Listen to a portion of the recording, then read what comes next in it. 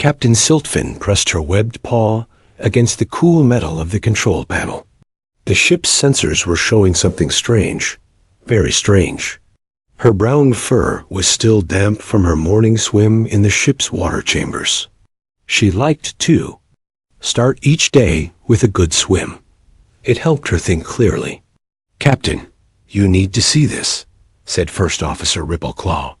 His whiskers twitched with excitement. Rippleclaw was young for an officer, but he had the best eyes on the ship. If he said something was important, it usually was. Siltfin swam over to his station. The Lutrine ship Whisker's Edge was built for creatures like them. Water filled many of the hallways. The crew could swim from room to room if they wanted. It was much faster than walking on their short legs. "What do you have for me?" Siltfin asked. She looked at the display screen. Numbers and symbols danced across it in the number. Soft blue light. "Energy readings from the third planet in this system," Rippleclaw said. He pointed at the screen with one claw. "The planet they call Terra 3 in our star charts. Look at these patterns." Siltfin studied the data. Her large black eyes widened. "These readings, they show organized activity. Tool use, maybe even basic. Machines. That's what I thought too," Rippleclaw said. "But Captain, look at where the activity is happening." Siltfin looked closer. The energy signatures were coming from the edges of large water bodies, oceans, lakes, and rivers. Her heart began to beat faster. In all their years of space travel, the Lutrin had found very few worlds with intelligent life. Most species they met were either too primitive or too advanced to be interesting. "Could it be another aquatic species?" she asked. "The water coverage is perfect," said Science Officer Streamtail from across the room. She was the smartest otter on the ship. Her fur was silver gray, showing her age and wisdom. 71% of the planet is covered in water. The oceans are deep and rich with life. Captain Siltfin felt her excitement growing. The Lutrine Confederation had been exploring space for over 300 years. They were known across the galaxy as the best water-world explorers. Their natural abilities made them perfect for studying ocean planets. "Set course for Terra 3, Siltfin ordered, "but keep us at a safe distance. We don't know what we're dealing with yet." The ship changed direction smoothly. Siltfin loved the Whisker's Edge. It was designed to look and move like a giant sea creature. The hull was smooth and curved. When it moved through space, it looked like it was swimming among the stars. As they got closer to the planet, more details became clear. Terra 3 was beautiful. Blue oceans covered most of the surface. White clouds swirled in patterns that reminded Siltfin of ocean currents. Green and brown landmasses stuck up from the water like islands. "Captain, I'm getting more detailed scans now," Streamtail reported. "The life signs are incredible. The oceans are full of creatures. Fish, mammals, plants. It's like a perfect water world." "What about the intelligent life?" Siltfin asked. Streamtail paused. Her whiskers twitched in confusion. "That's the strange part. Most of the organized activity is happening on land, near the water, but not in it." "Land dwellers?" Rippleclaw asked. "But the energy signatures suggest they're working with water somehow." Siltfin studied the data herself. It was puzzling. The readings showed clear signs of technology and organization, but most of it was happening on the dry parts of the planet. Still, there were definite connections to the water. "Maybe they're amphibious," she suggested. "Like the frog people of Marshworld 7. They can live both in water and on land." "Could be," Streamtail agreed. "I'm seeing some activity in the water itself. Strange objects moving in organized patterns. They might be tools or vehicles." Captain Siltfin made her decision. "Take us into a standard orbit. Begin full scanning procedures. I want to know everything about this planet before we make contact." The Next few hours were busy. The crew worked to gather information about Terra 3 and its inhabitants. What they found was both exciting and confusing. The planet had one large moon that controlled strong tides. The weather patterns were complex but stable. The atmosphere was rich in oxygen. It was almost perfect for supporting life. But the intelligent species was a mystery. They seemed to live mostly on land that they had a strong relationship with. Water. Streamtail found evidence of structures built near coastlines. Some even extended into the shallow water. "Captain, look at this," Rippleclaw called out. "I found some of their vehicles." On the main screen, a fuzzy image appeared. It showed a strange floating object on the ocean surface. It was clearly artificial, but it looked nothing like a proper Lutrine vessel. "What is that thing?" Siltfin asked. "It appears to be made of metal," Streamtail said, running detailed scans. "It's hollow inside. There are life forms inside it." "Metal?" Siltfin was confused. "How does metal float?" This was very strange too. The Otters. Lutrine ships were grown, not built. They used special biomaterials that were naturally buoyant and flexible. The idea of making a floating vehicle out of heavy metal seemed impossible. "Maybe it's a different kind of metal," Rippleclaw suggested.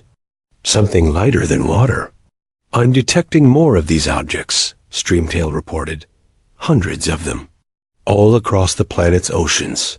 Some are very large." Captain Siltfin stared at the images. These creatures, whatever they were, had somehow learned to travel on water using metal containers. It was primitive compared to Lutrine bioships, but it showed intelligence and creativity. "Are there any of them underwater?" she asked. "A few," Streamtail replied, "but not many. Most of their activity stays on the surface or very close to it." This was even more puzzling. If these were truly aquatic creatures, why would they avoid the deep water? The best parts of any ocean were in the depths, where the pressure was high and the currents were strong.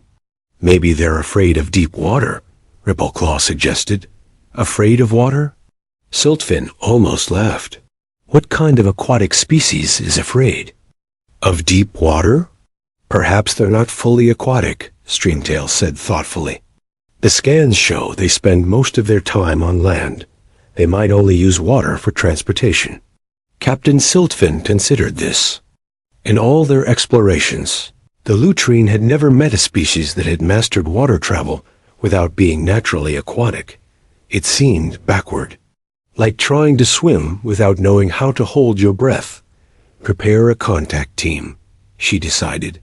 "We'll approach one of their water vehicles. If they're intelligent enough to build boats, they should be ready for first contact." "What if they're hostile?" Rippleclaw asked.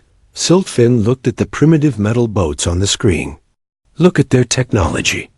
They're using basic materials and simple designs. If they were dangerous, they would have better ships." She was confident in this assessment. The Lutrine were natural predators in water. They were fast, smart, and perfectly adapted for aquatic life. These land creatures with their clumsy metal boats would be no match for them if things went wrong. "Besides," she added, "we're just making peaceful contact. What could go wrong?" As the Whisker's Edge prepared for first contact, none of the crew could imagine what they were about to discover about the strange land creatures of Terra 3. Dr. Sarah Chun checked the depth readings on her console. 2,000 meters below the surface of the Pacific Ocean, the research vessel Cousteau's Dream was having a good day. The weather was calm, and the ocean was cooperating with their deep sea survey work. "Sonar contact," called out Lieutenant Martinez from his station. "Something big, moving at bearing 270. Sarah looked up from her marine biology samples. She had been studying tube worms from a deep-sea vent when the call came in. "How big?" she asked. "Really big," Martinez replied. His face looked confused. and it's moving in a way that doesn't make sense. Sarah walked over to look at his screen.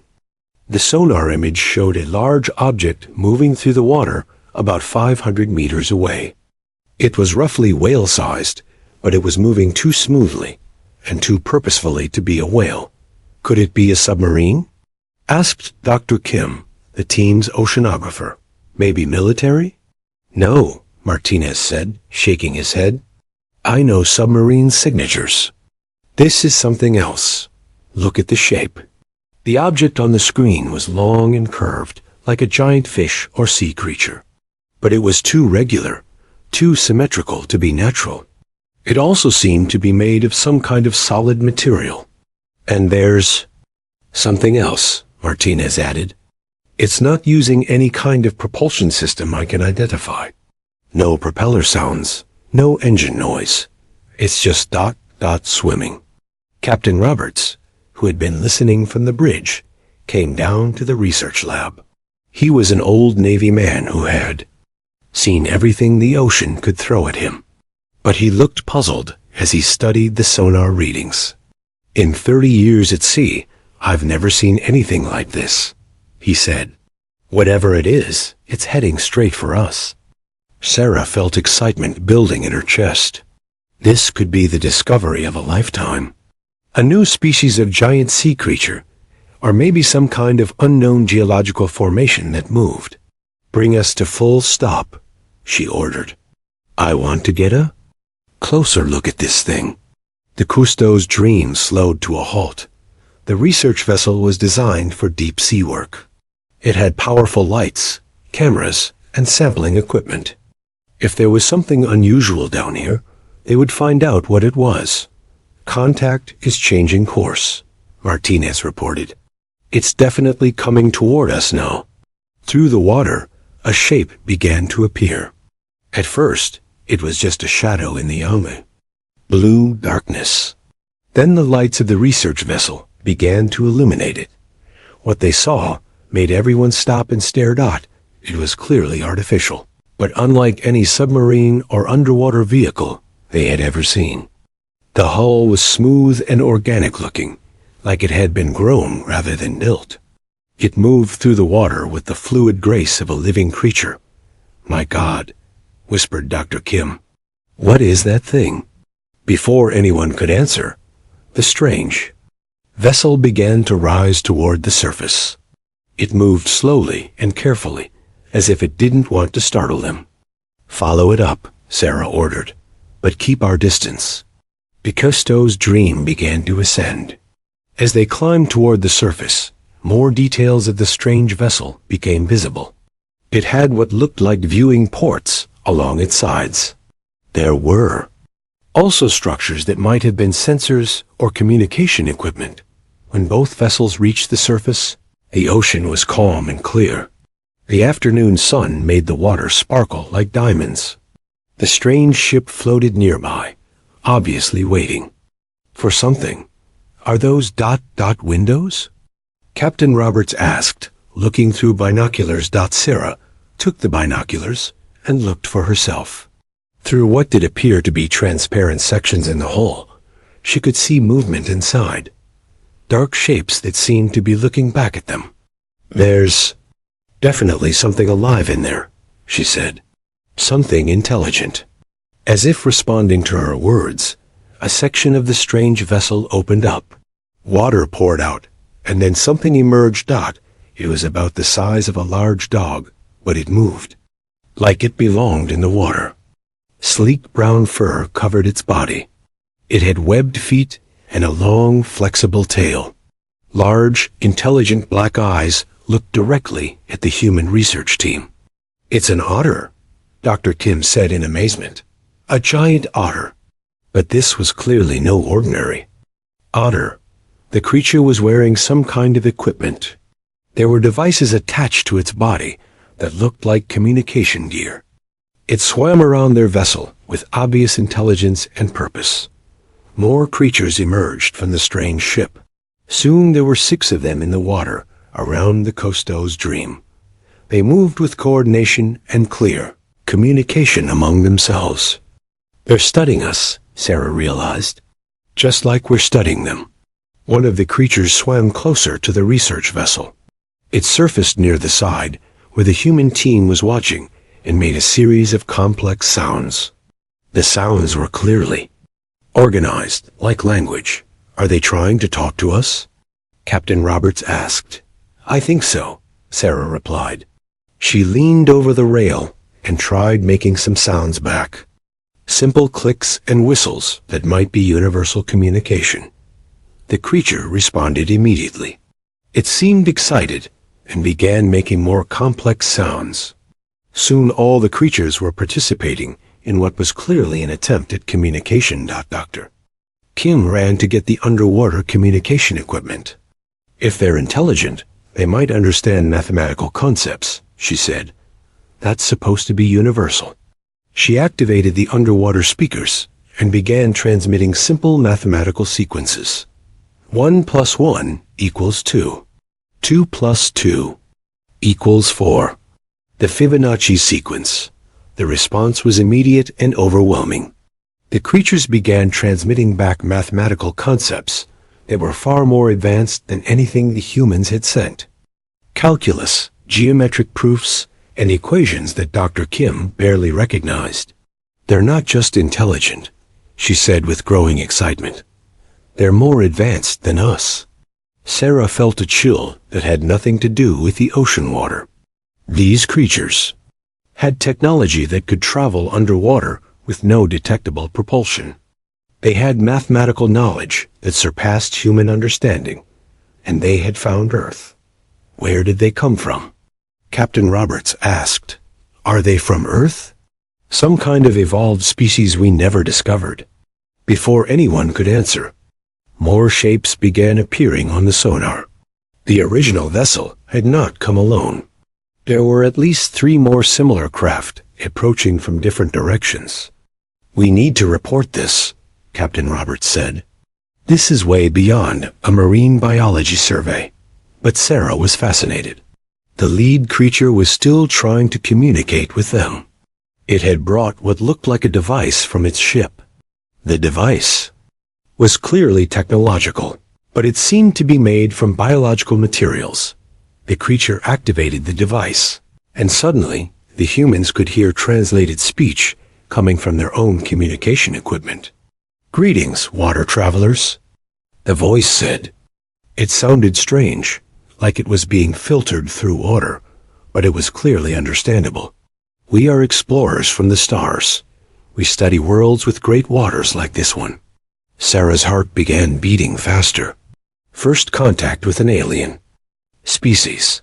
This was the moment that would change human history forever. We are explorers too, she responded through the communication system. We study the oceans of our world. There was a pause. Then the creature responded with what sounded like surprise. Your world? You are native to this planet? Yes, Sarah replied. This is Earth. We are humans. Another pause. Longer this time. Sarah could see the creatures in the water talking among themselves with obvious excitement. You live on the land parts of this world? The voice asked. Mostly, yes. But we also explore the oceans. The pause that followed was even longer. When the creature finally responded, there was something different in its tone. Something that might have been confusion. You explore the deep waters? Without natural adaptation for water breathing? Sarah realized that these creatures had assumed humans were naturally aquatic. The idea that land creatures could explore the ocean seemed to surprise them. We use technology, she explained. Submarines, diving equipment, underwater habitats. You enter the deep water in artificial shells? The voice asked. Without being born for such environment? Yes, Sarah replied. We've been exploring the oceans for hundreds of years. The silence that followed was much longer than before. Sarah could see the creatures in the water having what looked like an urgent discussion. Their body language suggested they were agitated or concerned about something. When the voice finally came back, it carried a tone that Sarah couldn't quite identify. We would like to learn more about your Ocean exploration methods, the creature said carefully. Perhaps we could exchange information about our respective technologies. Sarah looked at Captain Roberts and Dr. Kim. They both nodded enthusiastically. We would be honored to share information with you, Sarah replied. But as she watched the alien creatures in the water, she noticed they seemed less relaxed than before. Something about learning that humans were land creatures who explored the ocean had changed their attitude. She had no way of knowing that she had just introduced the Lutring to their first encounter with a species that refused to accept the limitations of their natural environment. The real learning was about to begin. The floating meeting between the two species had lasted for 3 hours. Captain Siltfin found herself growing more confused with each exchange of information. These humans were nothing like what she had expected. "Show us your deepest water exploration," requested Dr. Chun through the translation device. Siltfin gestured to Science Officer Stringtail, who activated a holographic display above the water. The device projected images of Lutring deep-sea expeditions. Otters swimming freely at depths of 800 meters, using their natural sonar to navigate through underwater canyons. "Very impressive," Dr. Chun said politely. "Our record for free diving is only 214 meters. But we have mechanical vehicles that can go much deeper." "Mechanical vehicles?" Siltfin asked. "You mean like your floating metal shells?" "Yes, but for underwater exploration. We call them submersibles." Dr. Chun activated her own display device. What appeared on the screen made every otter in the water stop moving. The images showed strange metal cylinders descending into ocean depths that made Siltfin's fur stand on end. 10,000 meters, 11,000 meters. Places where the pressure would crush any living creature instantly. "This vehicle went to the deepest part of our ocean," Dr. Chun explained proudly. "Nearly 11,000 meters down. We call it the Challenger Deep." First Officer Rippleclaw made a sound of distress. Even with their natural adaptations, Lutring rarely went below 1,000 meters. The pressure at such depths was dangerous even for them. "How do the pilots survive?" Stringtail asked. "The hull is very thick metal," Dr. Chun replied. "It protects them from the pressure, and they bring their own air supply to breathe." Siltfin felt a chill that had nothing to do with the water temperature. These creatures were deliberately entering environments that would kill them instantly without their artificial protection. And they were doing it regularly. "How often do you make these deep water journeys?" she asked. "Every day," Dr. Chun answered casually. "We have underwater research stations, mining operations, and exploration missions running constantly around the world." "Every day?" Rippleclaw repeated weakly. "Oh yes, and we're working on permanent underwater cities. Places where humans can live beneath the ocean for months at a time." The otter crew exchanged worried glances. Siltfin had heard of species that adapted to hostile environments over millions of years of evolution. But she had never heard of creatures that simply decided to conquer deadly environments using nothing but determination and technology. "Perhaps you could show us one of your underwater facilities," Siltfin suggested. She needed to see this for herself. "Of course," Dr. Chun replied enthusiastically. "We have a research station only 50 kilometers from here. Aquarius Base. It's been continuously occupied by humans for over 20 years." As the combined group traveled toward the human underwater base, Captain Siltfin listened to more details about human ocean exploration. What she heard disturbed her more with each revelation. Humans had been sending vessels across their oceans for thousands of years, long before they had any technology that should have made such journeys safe. They told stories of wooden ships crossing vast oceans during violent storms, of crews fighting to survive when their vessels were damaged or lost. "Many of our early ocean explorers died," Dr. Chun explained matter-of-factly. "The ocean was very Dangerous before we developed proper safety equipment. But you continued anyway? Streamtail asked. Of course. How else would we learn about the oceans? Each failure taught us how to do better next time. Siltfin tried to imagine deliberately.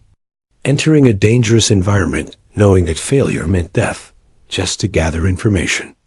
It went against every survival instinct the Lutrine possessed. When they reached Aquarius Base, Siltfin's concerns deepened into something approaching fear. The human underwater station was a collection of metal cylinders sitting on the ocean floor at 20 meters depth. It looked fragile and temporary compared to Lutrine biostructures. But humans had been living inside it continuously for decades. Would you like to visit inside? Dr. Chun offered. We can provide breathing apparatus for you. The irony was not lost on Siltfin. The aquatic species needed artificial breathing equipment to visit the underwater home of the land species. Inside Aquarius Base, Siltfin met Dr. James Patterson, who had been living underwater for 6 months straight. He showed them around the facility with obvious pride. We can support 12 researchers here indefinitely, he explained. We have our own power generation, air recycling, food production, and waste processing. It's completely self-sufficient. What happens if something breaks? Rippleclaw asked nervously. We fix it, Dr. Patterson replied simply. We have spare parts and repair equipment for everything. If we can't fix it underwater, we surface to get new parts. And if there's an emergency? We have emergency procedures. Backup life support, escape pods, emergency surfacing systems. We've thought of everything that could go wrong. Siltfin realized that humans had not conquered their ocean environment by adapting to it. They had conquered it by preparing for every possible way it could kill them, then building systems to prevent or survive those deaths. During the tour, Dr. Patterson casually mentioned other human underwater projects. Submarine bases that could launch vehicles to any point in the ocean. Underwater mining operations that extracted resources from the seafloor. Research stations in polar waters where the ocean was covered with ice. We're also planning underwater cities for 1 million people, he added. Completely self-contained communities on the ocean floor. The first prototype should be finished in 10 years. 1 million people? Siltfin asked weakly. Living underwater permanently? Eventually, yes. We think it's the future of human civilization. There's so much space in the oceans, and so many resources. We just need to learn how to live there safely. After the tour, Siltfin and her crew returned to their own vessel. The Otters were unusually quiet as they processed what they had learned. Captain, Streamtail said finally, I need to revise our first contact assessment. Go ahead, Siltfin replied, though she was dreading what her science officer might say. These humans are not a primitive aquatic species learning to use their planet's waters. They are a land species that has identified the ocean as territory to be conquered. Conquered? Rippleclaw asked. Look at their approach, Streamtail explained. They don't try to adapt to the ocean environment. They change the environment to suit them. Underwater cities with artificial atmospheres. Submarines that create dry spaces in the water. Mining operations that reshape the sea floor. Siltfin nodded slowly. She had been thinking the same thing. They're not exploring the ocean, she said. They're colonizing it. And they're doing it without any natural advantages, Streamtail continued. No gills, no pressure resistance, no sonar, no underwater breathing. They're conquering an environment that should be impossible for them to survive in. The implications were disturbing. The Lutrine had always assumed that species were limited by their natural biology. Aquatic species controlled water worlds. Land species controlled terrestrial worlds. Flying species controlled aerial environments. But humans seemed to believe that any environment could be conquered with enough technology and determination. Captain, Rippleclaw said quietly, What happens when they finish conquering their oceans? Siltfin looked out at the vast expanse of Earth's Pacific Ocean. The humans had described it as covering nearly half their planet's surface. It was larger than many entire worlds Delutrine had explored. I don't know, she admitted, but I'm starting to think we need to find out how far their conquest ambitions extend. Should we share information about other ocean worlds with them? Streamtail asked. Siltfin was quiet for a long time before answering. The question touched on something that was bothering her more and more about these humans. No, she said finally. Not yet. I think we need to understand exactly what kind of species we're dealing with before we tell them about the rest of the galaxy. As the Whisker's Edge prepared to continue its cultural exchange, Captain Siltfin made a private note in her log. These humans were not just another intelligent species. They were something new and potentially dangerous, a species that refused to accept limitations. That night, as Siltfin floated in her private water chamber, she found herself wondering what humans would do if they knew about other worlds with vast oceans waiting to be explored. The thought kept her awake much longer than usual. The cultural exchange continued for several more days. Each new piece of information about human maritime history made Captain Siltfin more uncomfortable. What had started as fascinating curiosity was becoming something closer to horror. Tell us about your early ocean exploration, Science Officer Streamtail requested during their daily information sharing session. Dr. Chun smiled and activated her historical database. Oh, that's a wonderful topic. Humans have been going to sea for over 10,000 years. The holographic display showed primitive wooden vessels crossing vast oceans. Siltfin watched in growing disbelief as the images revealed the reality of early human seafaring. These are your ancestors' ships? First Officer Rippleclaw asked. They look like they're made of wood. They are, Dr. Chun confirmed proudly. Wood and cloth sails.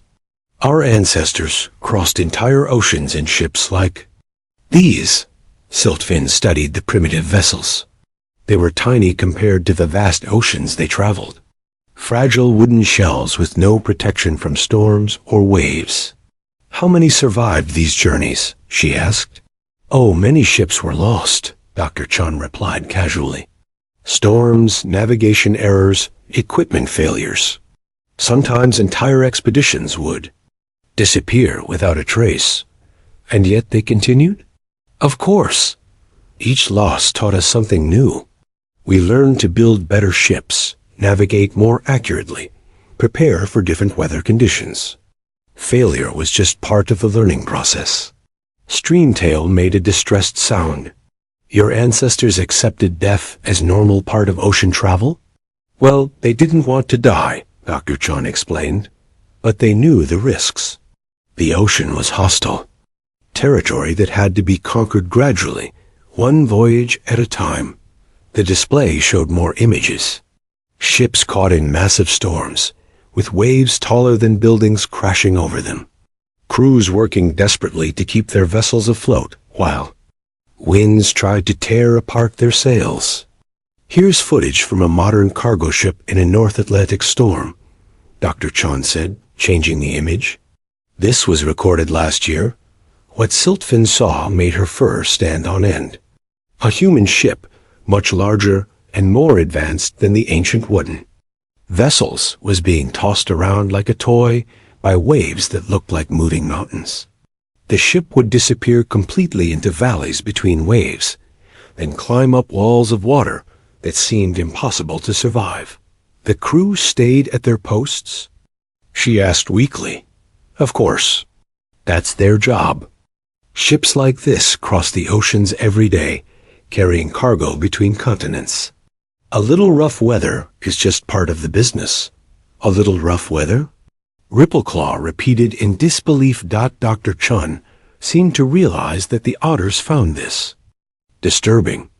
Oh, that's actually not too bad. Would you like to see some really severe weather?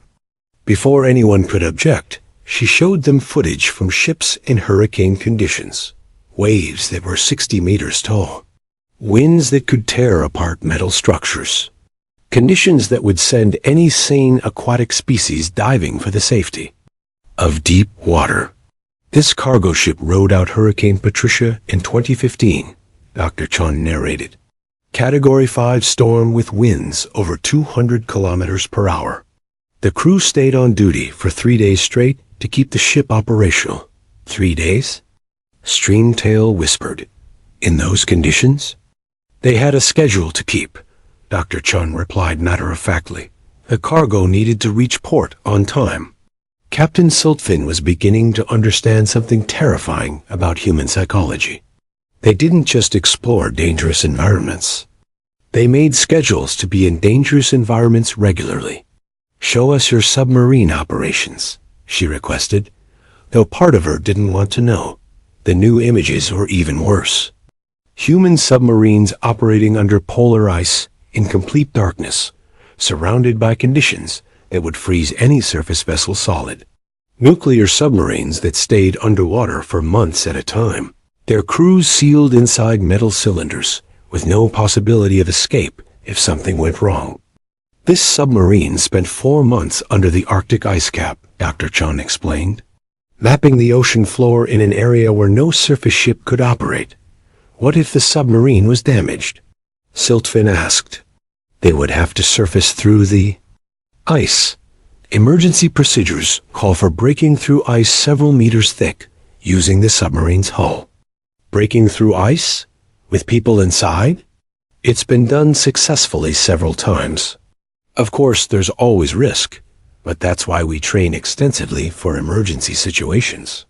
The pattern was becoming clear to Siltfin.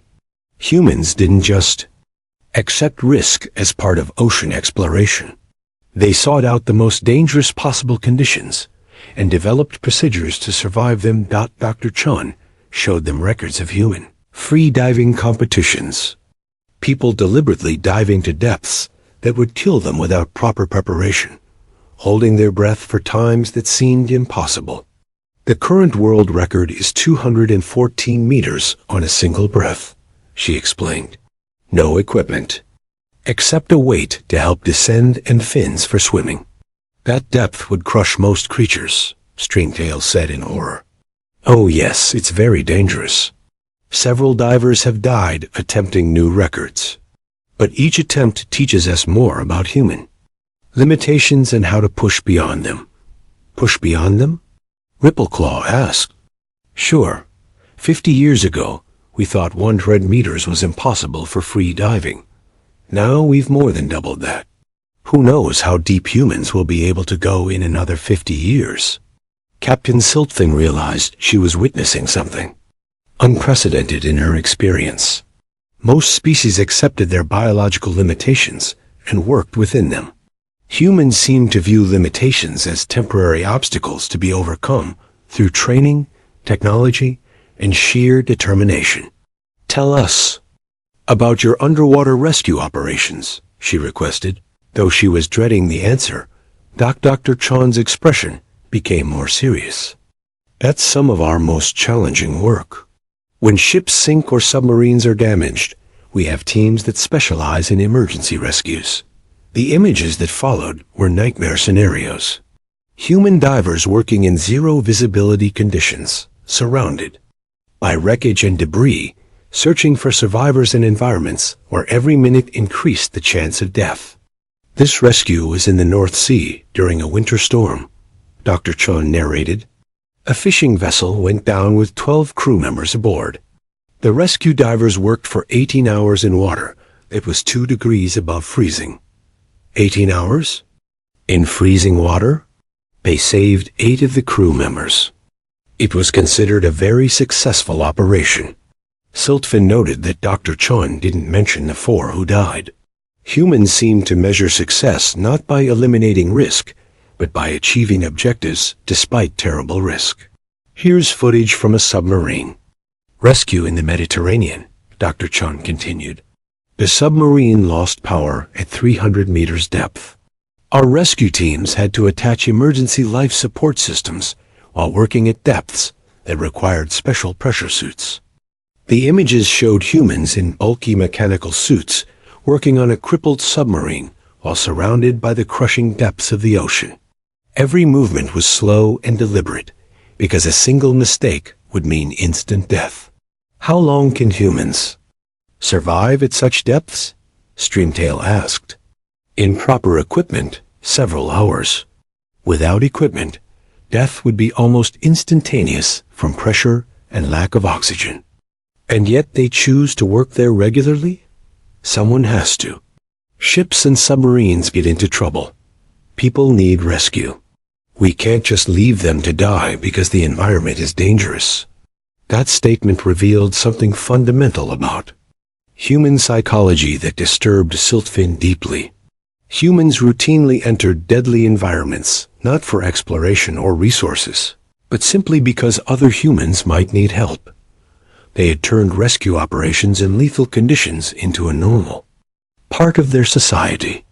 Dr. Chun, Siltfin said carefully, what is the most dangerous underwater environment on your planet? Dr. Chun thought for a moment. Probably the underwater volcanic vents in the deep ocean trenches. Temperatures that can melt metal, toxic gases, extreme pressure, and unstable geology.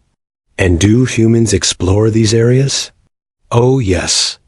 We have specialized equipment for studying deep-sea vents. They're fascinating environments. Some of our most important discoveries about life in extreme conditions have come from vent research. Siltfin closed her eyes for a moment. Humans had identified the most lethal underwater environments on their planet and decided to study them for scientific purposes. Dr. Chun, she said quietly, what happens when your species finishes exploring all the oceans on Earth? Dr. Chun smiled brightly. We're already planning for that. Mars has evidence of ancient oceans. Europa and Enceladus have vast oceans under their ice. And we're sure there are ocean worlds around other stars. You plan to explore oceans on other planets? Of course, the universe is full of water. Once we develop interstellar travel, we'll be able to study ocean worlds throughout the galaxy. Captain Siltfin felt a chill that seemed to freeze her very soul. She finally understood what kind of species they had encountered. Humans were not just another intelligent race that had learned to use their planet's oceans. They were a species that had decided water worlds everywhere were their natural territory. Regardless of what biology or physics said about their ability to survive in such environments, they were apex predators who had identified the entire aquatic universe as their hunting ground, and they were already making plans to reach the stars. Captain Siltfin floated in her private quarters aboard the Whisker's Edge, staring at the datapad that would soon hold her official first contact report. Her paws trembled slightly as she began to type. The cultural exchange had ended 3 hours ago.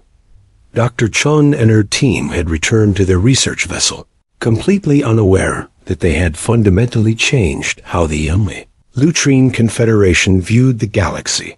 Siltfin had spent those 3 hours reviewing every piece of information they had gathered about human maritime activities. Each review made the situation seem more dire. Captain? First Officer Rippleclaw appeared at the entrance to her quarters.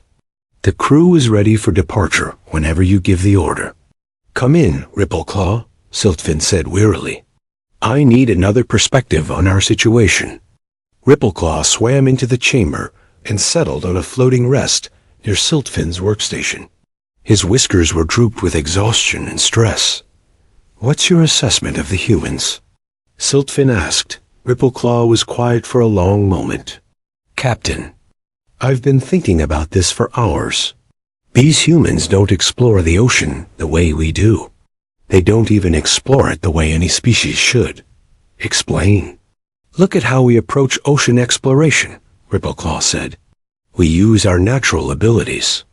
We swim to comfortable depths, use our sonar to navigate safely, stay within our biological limits. We work with the ocean environment. Siltfin nodded.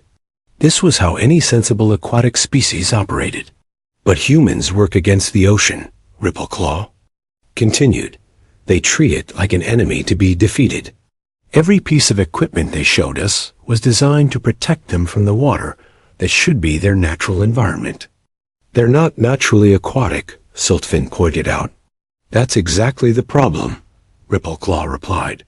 Any other species would accept that limitation. They would find other ways to interact with ocean worlds. But humans decided to conquer aquatic environments anyway. Science Officer Stringtail's voice came through the communication system. Captain, could you join me in the analysis lab? I've finished processing the human database information. Siltfin and Rippleclaw swam through the ship's water-filled corridors to the analysis lab. Stringtail was surrounded by floating displays showing human maritime data. What did you find? Siltfin asked. Something that changes everything, Stringtail replied grimly. Captain, the humans didn't just tell us about their current ocean activities. They gave us access to their entire maritime history database. And I've been analyzing their exploration patterns over the past 500 years. Captain, there's a clear progression. They start by conquering safe coastal waters. Then they move to deep ocean exploration, then polar regions, and underwater habitation. Stringtail activated a timeline display.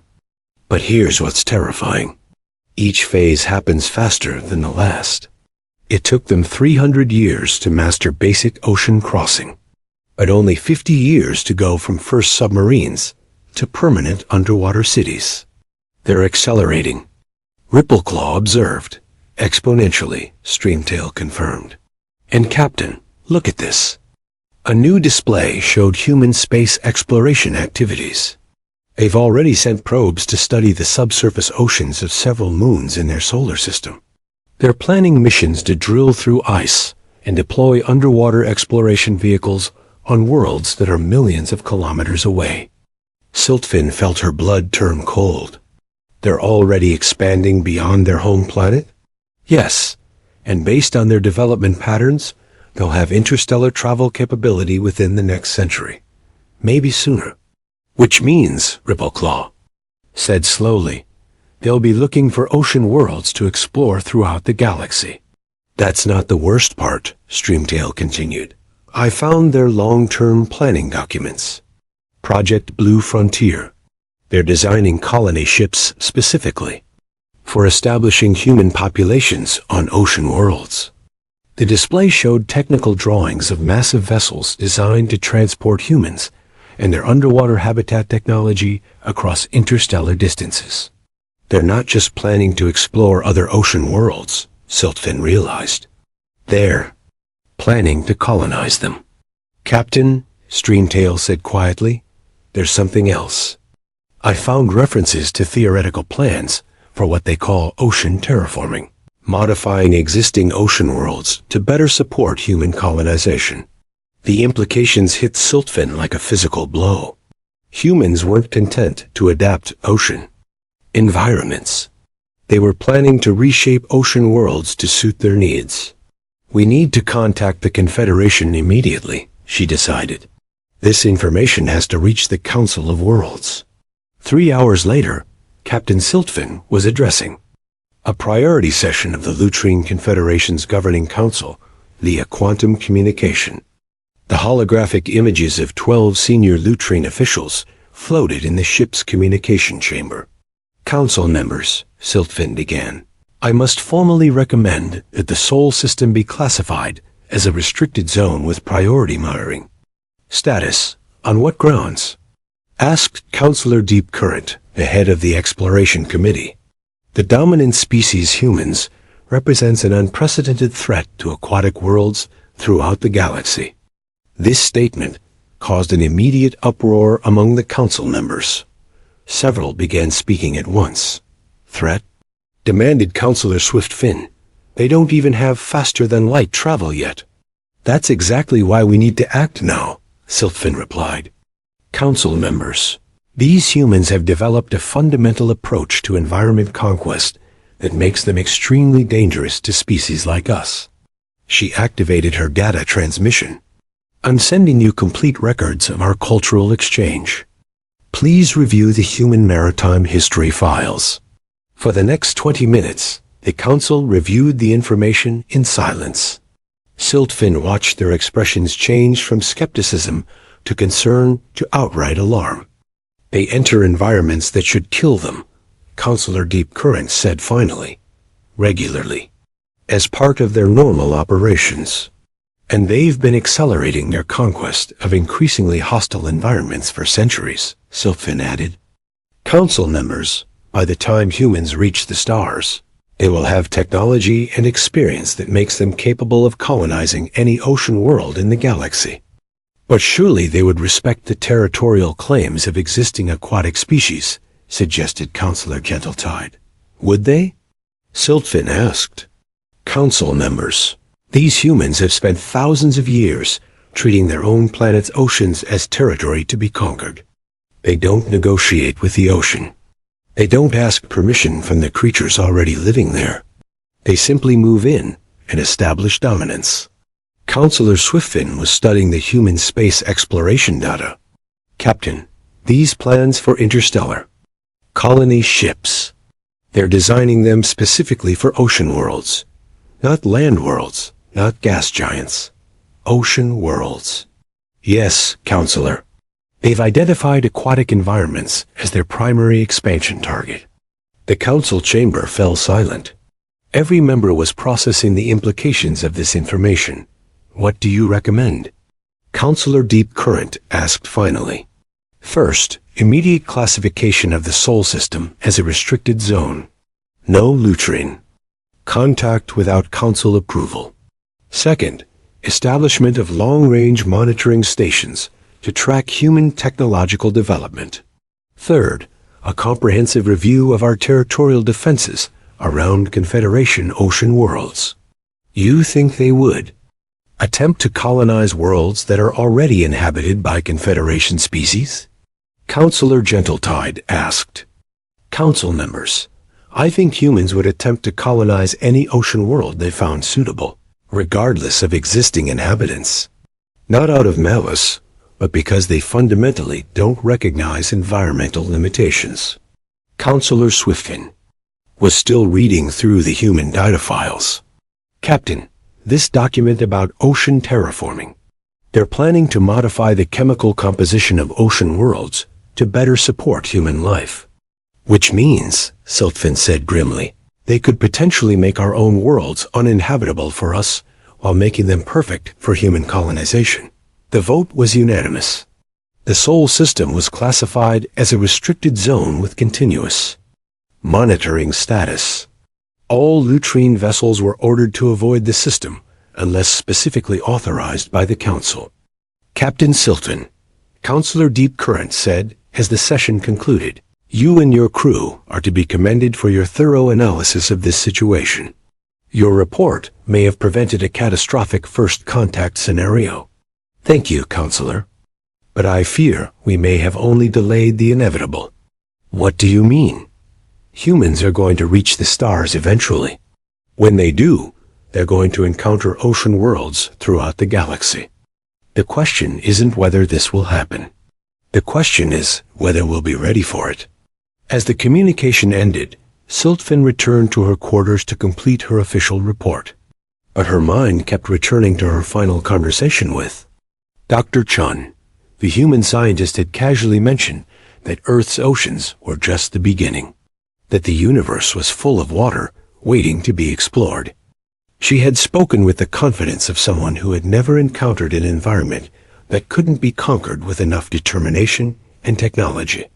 Siltfin added a final note to her report. Recommendation for long-term strategic planning.